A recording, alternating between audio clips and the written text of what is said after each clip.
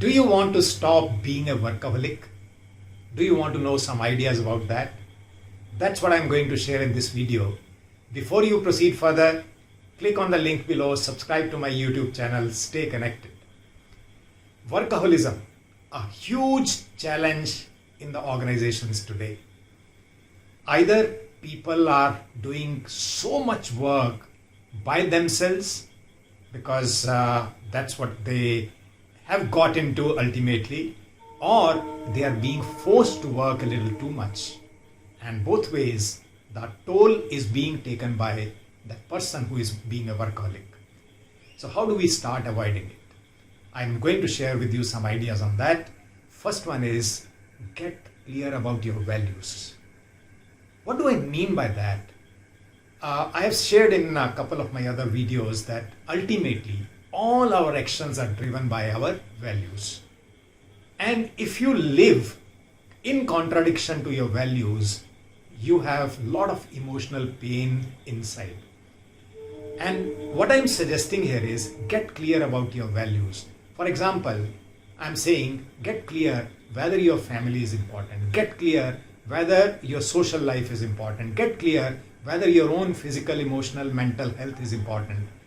Once you get clear, that's when you can actually start taking steps towards starting to live those values through your actions. So first step is get clear about your values. Second step that comes is, you must have heard of this 80-20 principle, Pareto Principle. It is proven that only 20% of activities contribute to 80% of your results.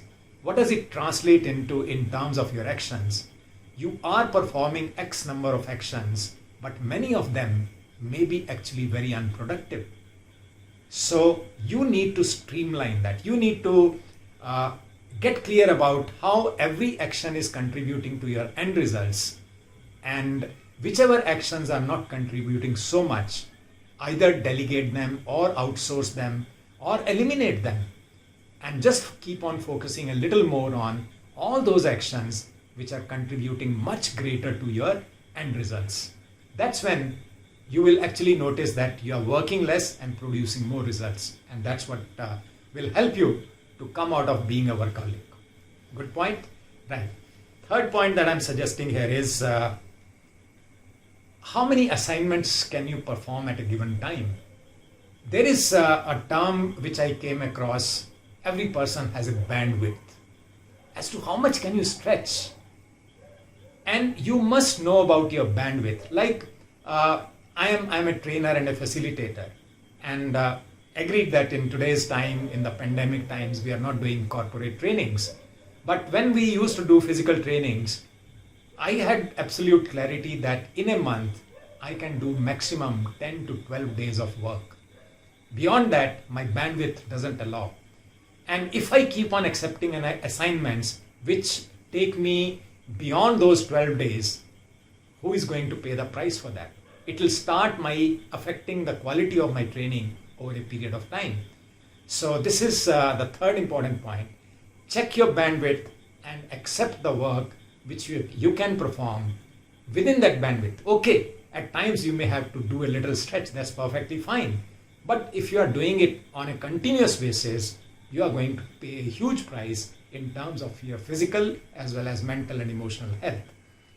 Next important point that comes to my mind is engage in creative, productive activities.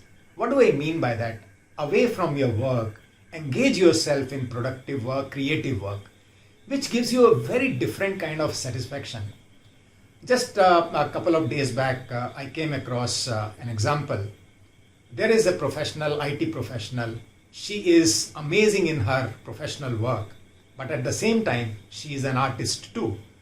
So she has decided that every week she will devote a certain number of hours to her creative pursuits. And the kind of energy she is able to demonstrate after doing that work is just so amazing. So engage in those creative pursuits which are close to your heart, which your professional work may not be allowing you to do so much, and for whatever reasons you are not able to fully engage in your creative work. That's perfectly fine. but keep on giving time to that because that nurtures your soul. And the last point that I'm suggesting here is be flexible in terms of your deadlines.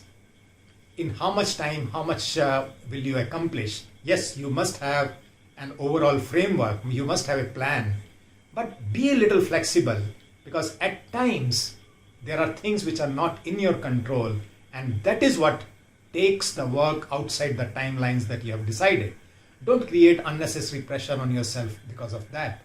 And as you follow some of these ideas that I've suggested, you will be able to step away from being workaholic, and that's going to be very good for your physical, mental, emotional health, and ultimately it's going to improve your productivity, and perhaps that's what the goal is.